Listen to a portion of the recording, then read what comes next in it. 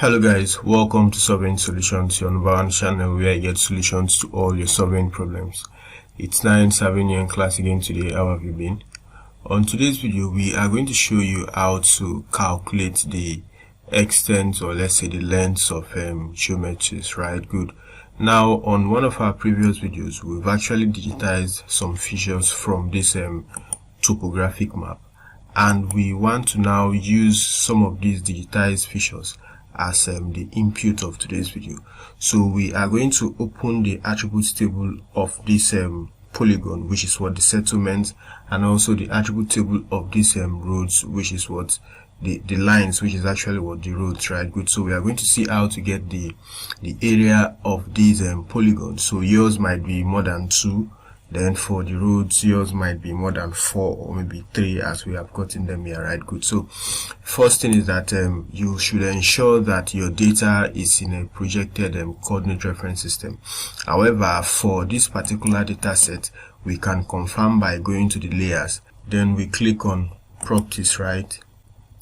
Good. Now under the CRS, you can see WGS 1984. So we need to now change it from what that geographic, which is it is, towards to projected, right? Good. So we come down to UTM, then we go to 1984 Northern Hemisphere. So this particular data falls under UTM zone 31. So we just apply and then we click on OK. Right, good. Now, if your data sets are actually in a projected CRS, it's not too bad. However, if it is not, you can just change it via the layer, right? Good. So you can change the layer CRS. Then we now come down to the different layers and then we open the attribute table. Now, under the attribute table, remember the other time while we want to populate the field for settlement, we told you that you should ensure that it is not in editing mode, right? Good. So since it's not in editing mode, we click on this drop down, then we say add field. So we are trying to populate the area field. So then the data type, that's the name, the data type should be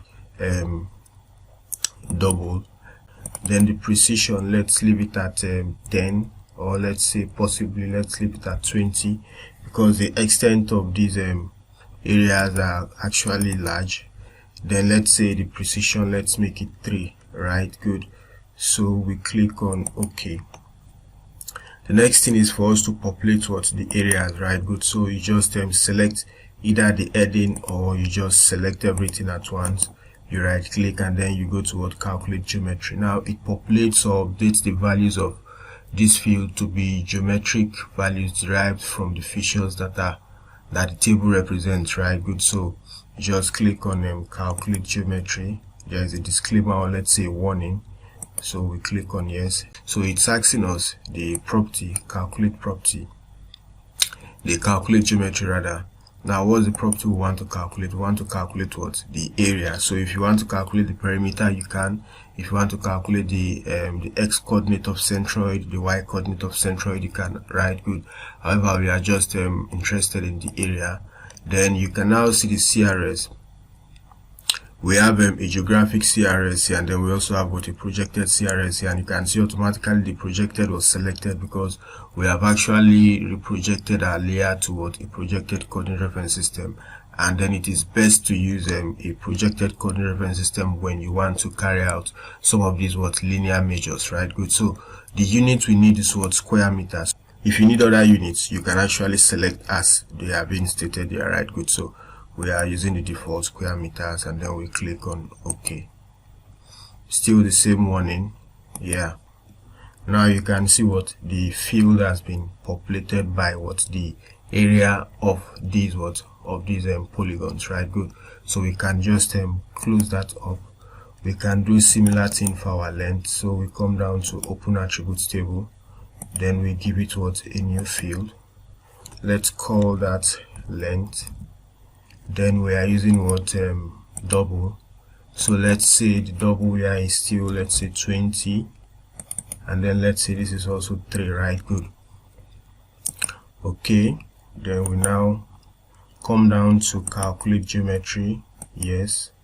Then what are we calculating? The length, right? Good. Not the x and y of start point or x and y of end point or x and y of midpoint. We are just trying to get the length, right? Good.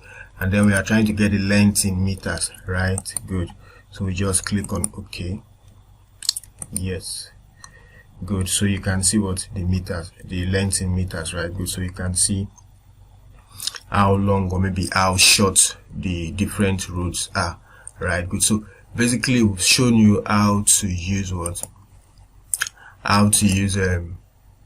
ArcGIS to calculate the lengths and let's say the areas of what lines and polygons respectively, right, from your attribute table. So if you have any question, you can leave it on the comment section and we are going to get back to you as soon as we can. So until we see you on our next video, ensure you keep staying safe and have a very good time. Bye.